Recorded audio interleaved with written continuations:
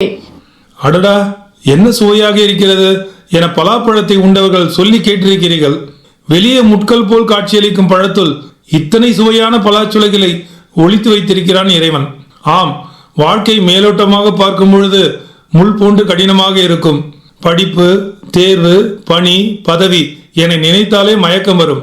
ஆனால் விடாமுயற்சியுடன் போராடினால் வெற்றியை அடைய முடியும். வாழ்க்கை இனிதாகிவிடும். வாழைப்பழத்தை மிக எளிதாக உண்ண முடியும். ஆனால் அதனுள் உள்ள சத்துக்களோ ஏராளம். பெரியவர்களின் அறிவுரையும் அவ்வாறே எளிமையாக வாழ வழி சொல்வர். புரிந்து நடந்து கொள்வோர் நலமாக வாழ்வர். அடுத்து, கனிகளில் சிறந்த முக்கணிகளில் அரசனாக விளங்குவது மாங்கனி.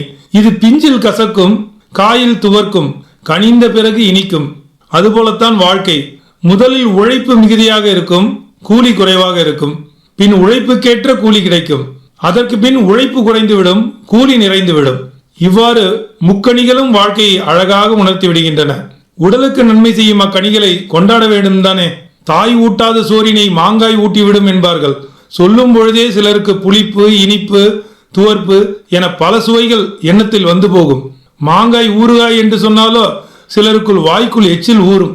அத்தகைய பெருமையுடைய மாங்கனியினை பெருமைப்படுத்தும் வகையில் ஜூலை 22ஆம் நாள் உலக மாம்பழ நாளாக கொண்டாடப்படுகிறது. உயிர் சத்துக்கள் நிறைந்துள்ள இப்பழத்தை உட்கொள்ள வேண்டும் எனும் விழிப்புணர்வு உலக அளவில் ஏற்படுத்தப்படுகிறது. குழந்தைகள் இயற்கையாக கிடைக்கும் பழங்களை உண்ண மறுக்கின்றனர். குடுவைகளில் அடைத்து வைத்துள்ள ரசாயன திரவங்களை விரும்பி குடித்து மகிழ்கிறார்கள்.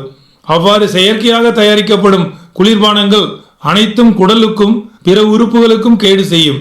இதனால் ஏன் நோய் வந்தது என்னும் காரணத்தை அறியாமலே வருந்தும் குழந்தைகளையும் காண முடியும். மருத்துவர் கூறிய பிறகுதான் தாங்கள் அப்பொருட்களை குழந்தைகளுக்கு வாங்கி கொடுத்த தவறினை பெற்றோர் அறிவர்.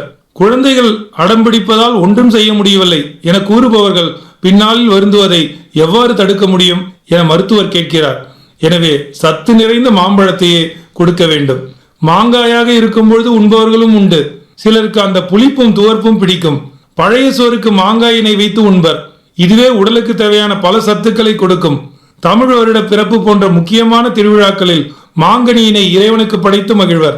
காரைக்காலில் காரைக்கால் அம்மையாரை வழிபடும் மக்கள் மாங்கனி திருவிழாவினை மிகப்பெரிய விழாவாக கொண்டாடுகின்றனர். இந்நாளில் அந்நகரில் உள்ள அனைத்து மக்களும் மாம்பழங்களை கூடை கூடையாக படைப்பார்கள். வீட்டின் மாடியிலிருந்து பக்தர்களுக்கு மாம்பழங்களை வீசுவர். காலத்துக்கேற்றபடி மக்களுக்கு கனிகள் கிடைப்பது மிகப்பெரிய பேறு. எனவே கிடைக்கும் கனிகளை உண்டு உடலை பாதுகாத்துக் கொள்ள வேண்டும். சிலர் எந்த உணவாக இருந்தாலும் மாம்பழத்துடனேயே உண்பர்.